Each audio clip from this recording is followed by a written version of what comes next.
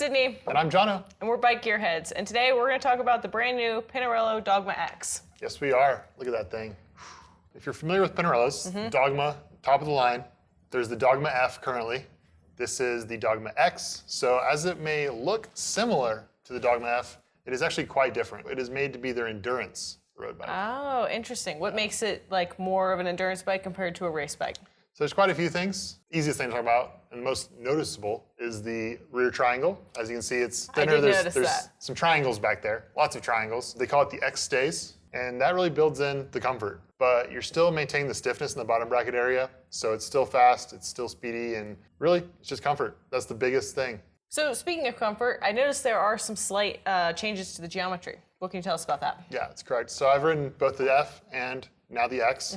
And the main difference is going to be on the X, you're going to have a shorter top tube and a higher stack. So for those long, all-day rides, you're going to have the comfort. Like the Dogma F, it actually has similar carbon. So it uses the same carbon material, but it does not use the same layup. So you're going to have the highest tier Torreca carbon. This one also has the most integrated handlebar stem combo and the proprietary aero seat post that you find in the Dogma F. Looking at it, you can obviously tell the asymmetric design.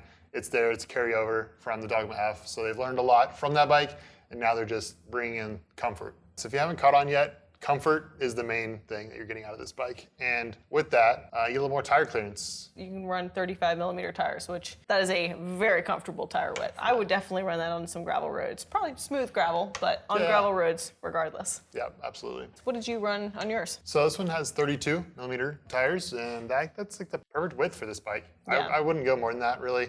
I have a gravel bike, so I'm going to use that bike for gravel. This just gives you the all-day comfort for road riding. How does it do in the climbs? It climbs pretty well. It's a little bit heavier than, say the Dogma F, but with that, you're getting the comfort and the better geometry for climbing all day.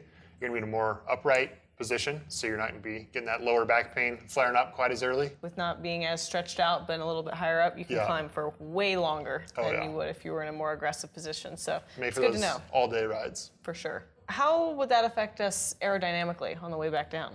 Well, it really depends on how you have it set up, but you're going to be a little more upright, so you're going to be catching a little more wind. So that could mean slower speeds going downhill, but I didn't find that. And on my test ride, I actually did PR something that I have ridden on the Dogma F. So it could have just been the day. There's a lot of factors, but it didn't really hold me back. And I felt super confident railing the turns because of the fatter tires and the slacker head tube angle. That's good to know. Yeah. I mean, when you're descending, even the smallest difference could make a huge difference in your confidence. So for sure. It's good to hear that this bike can handle pretty much anything that the road throws at it. What build spec were you riding? So Pinarello sent us the Shimano Di2 Durace, the top of the line package. Here at Competitive Cyclist, we only do frame onlys. We highly recommend doing a custom build, especially on a bike like this. You want to get your gearing exactly how you ride. You don't want to have to change that once you get the bike. So working with a gearhead, you can build it up exactly to the spec that you want. So if this particular bike isn't in my budget, are there any other options out there? On the X lineup, there are the X9, X7, and X5, which are a bit more affordable options. You're not on the same carbon.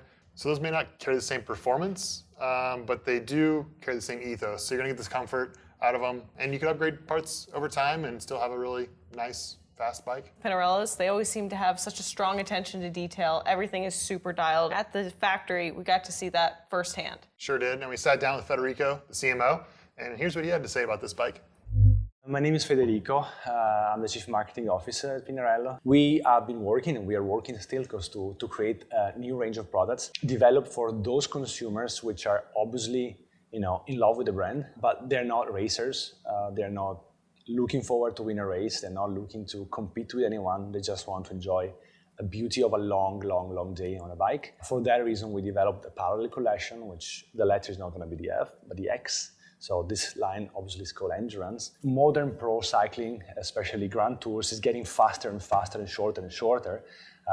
Now the average stage is 3.5, 4 hours.